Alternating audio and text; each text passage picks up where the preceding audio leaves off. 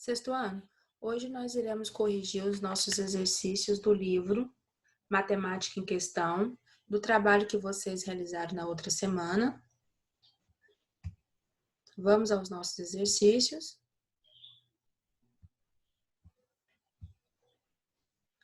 Nosso primeiro exercício está na página 4, no número 2.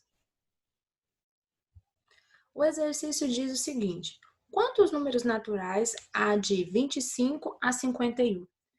Eu preciso entender quantos números tem. E ele diz que começa no 25 e termina no 51. Então, eu tenho que observar isso bem. Se ele começa no 25, eu escrevi o 25, 26, assim sucessivamente, até eu chegar no último número que ele falou, 51. E aí eu contei quantos números existem entre o 25 e o 51.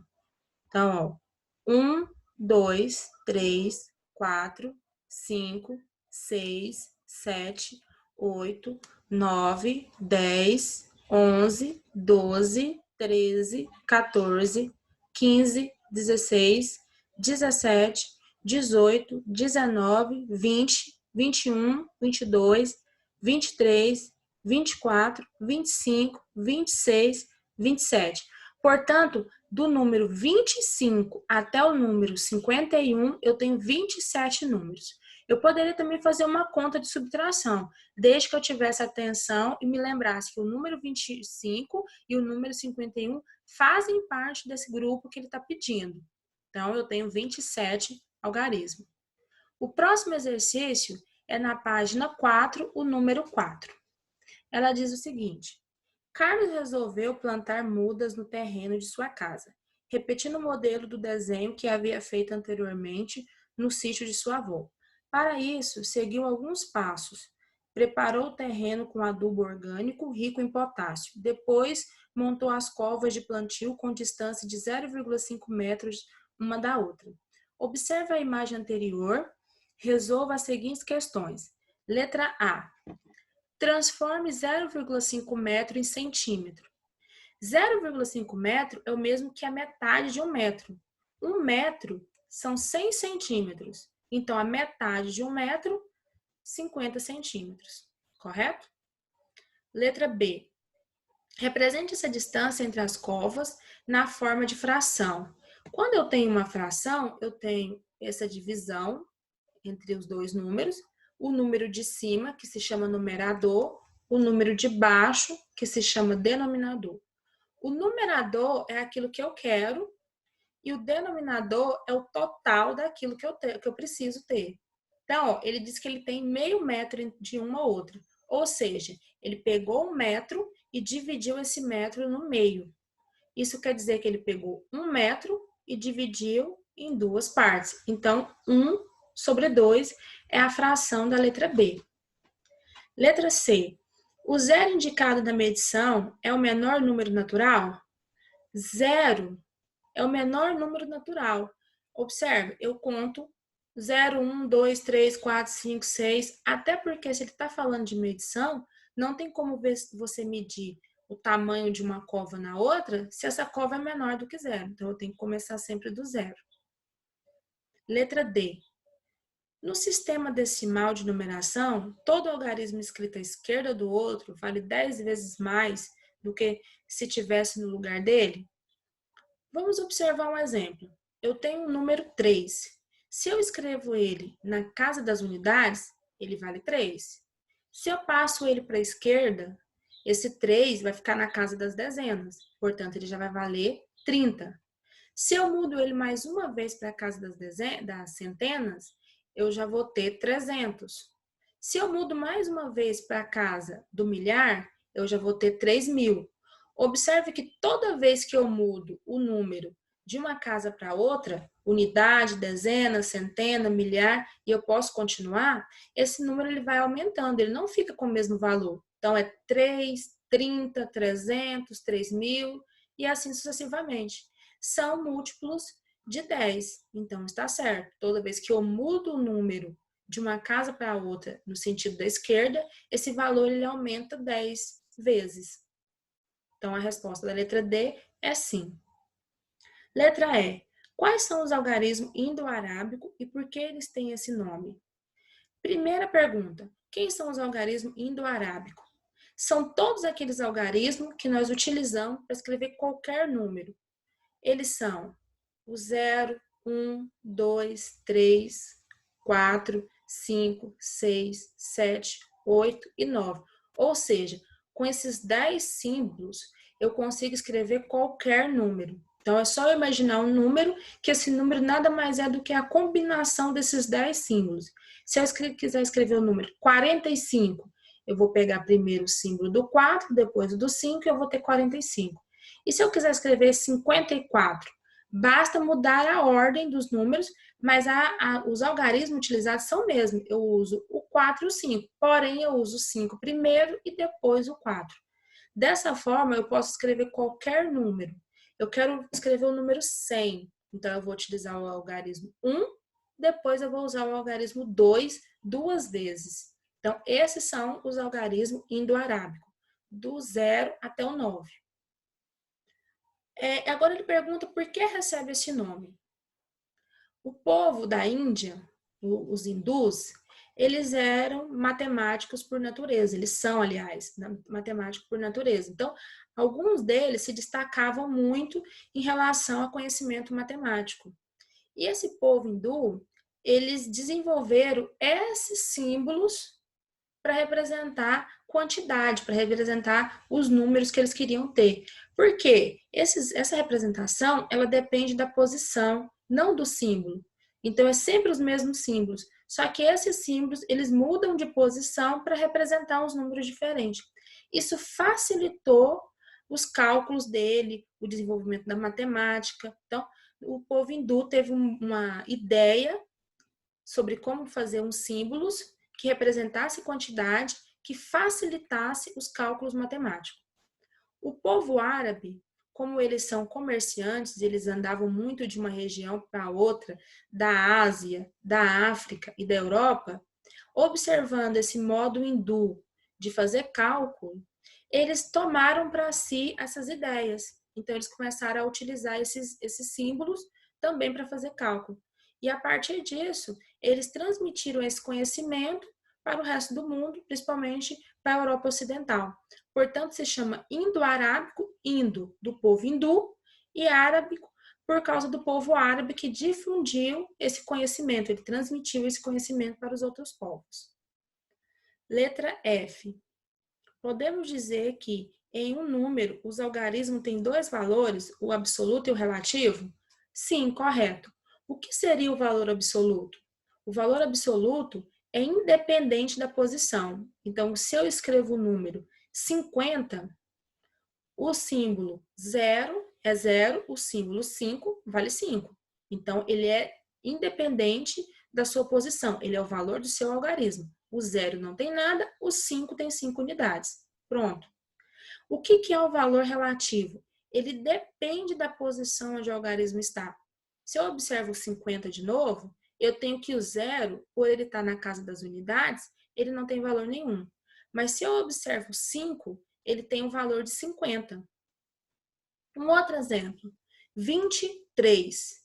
Se eu observar apenas pelo valor absoluto, eu tenho o algarismo 2 e eu tenho o algarismo 3. Somente isso. Então, 23 vale 23 mesmo, que é o valor dos algarismos. 2 e 3.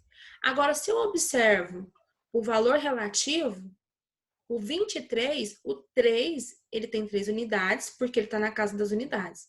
Porém, o 2, ele vale 20, porque ele está na casa das dezenas. Então, valor absoluto é o algarismo mesmo, independente da posição. Valor relativo, ele depende da posição do número. O número pode variar. Se eu tiver o número 55, esse 5 ele pode valer, então, 5 unidades e 5 dezenas. Então, eu tenho dois valores independentes. Correto? Próximo exercício, na página 5, o número 6. Observe a imagem a seguir.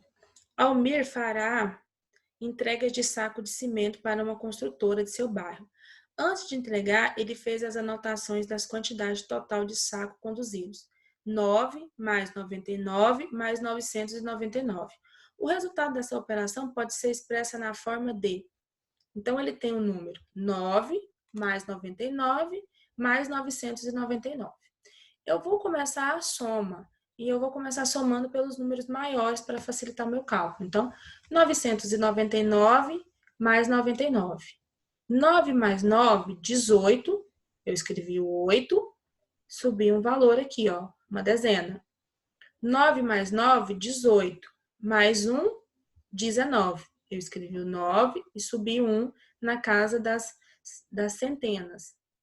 1 mais 9, 10. Portanto, eu tenho que 999 mais 9, eu tenho 1098. Esse 1098, eu vou acrescentar 9 nele. 8 mais 9, 17. Eu escrevi o 7 e subi 1 na casa das dezenas. 1 mais 9, 10. Eu escrevi o 0 e subi 1 na casa das centenas.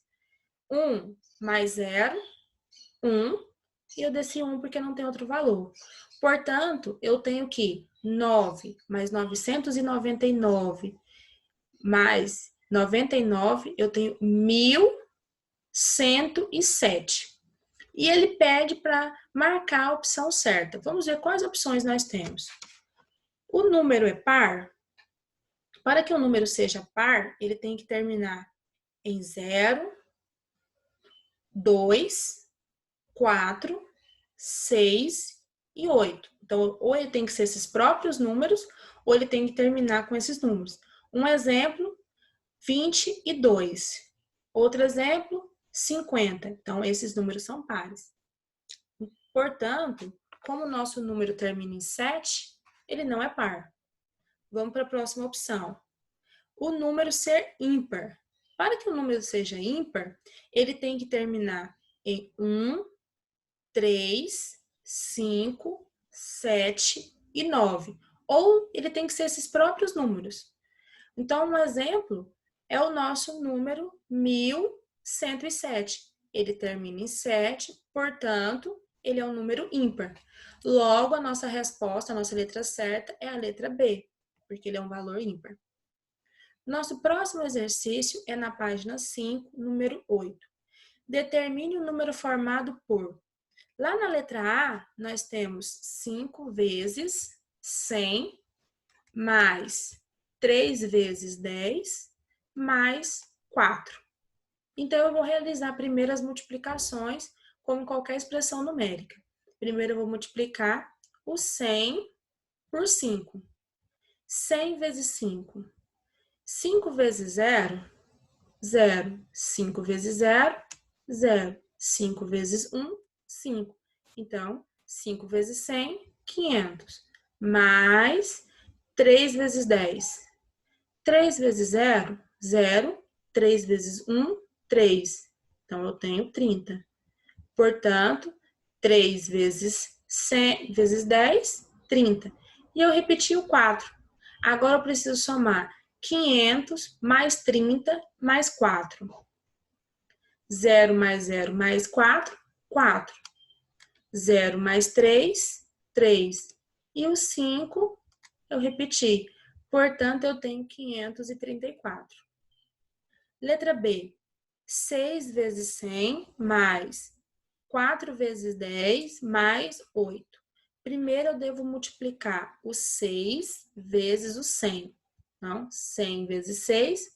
6 vezes 0, 0. 6 vezes 0, 0. 6 vezes 1, 6. Portanto, 6 vezes 100, 600. Agora, eu vou multiplicar o 10 vezes 4. 4 vezes 0, 0. 4 vezes 1, 4. Então, 4 vezes 10, 40. E eu repeti o 8 porque ele não está multiplicando. Agora, eu devo somar 600 mais 40 mais 8. 0 mais 0, 0. 0 mais 4, 8. 0 mais 4, 4. E eu repeti o 6. Então, eu fiquei com 640. A letra C, 7 vezes 1.000, 2 vezes 100 e 4 vezes 10, mais 2. Então, vou primeiro começar pelo cálculo 7 vezes 1.000. 7 vezes 0, 0. 7 vezes 0, 0. 7 vezes 0, 0. 7 vezes 1, 7. Então, eu tenho 7.000 quando eu multiplico 7 por 1.000. Agora, o 2 multiplicado por 100. 2 vezes 0, 0. 2 vezes 0, 0. 2 vezes 1, 2. Então, 2 vezes 100, 200. Agora, eu vou multiplicar o 4 por 10. 0 vezes 4, 0. 4 vezes 1, 4. Então, eu tenho 40. Eu devo somar 7.000 mais 200 mais 40 mais 2. Observe que eu fiz o cálculo de tudo, bem passo a passo, eu multipliquei todos os valores. Não é necessário multiplicar todos se você já sabe esses valores de cabeça. Então, ó, eu já sei que 7 vezes 1.000 é 7.000, que 2 vezes 100 é 200, que 4 vezes 10 é 40, e eu repeti o 2. Então, quanto vai ser? 7.000 mais 200 mais 40 mais 2. Eu posso fazer direto, então vai ficar 7.242. Portanto, eu posso utilizar no exercício 8 ambos os raciocínios. Eu posso fazer pela lógica, mas eu posso fazer os cálculos também. Correto? Pessoal, no próximo vídeo nós iremos continuar a nossa correção de exercícios.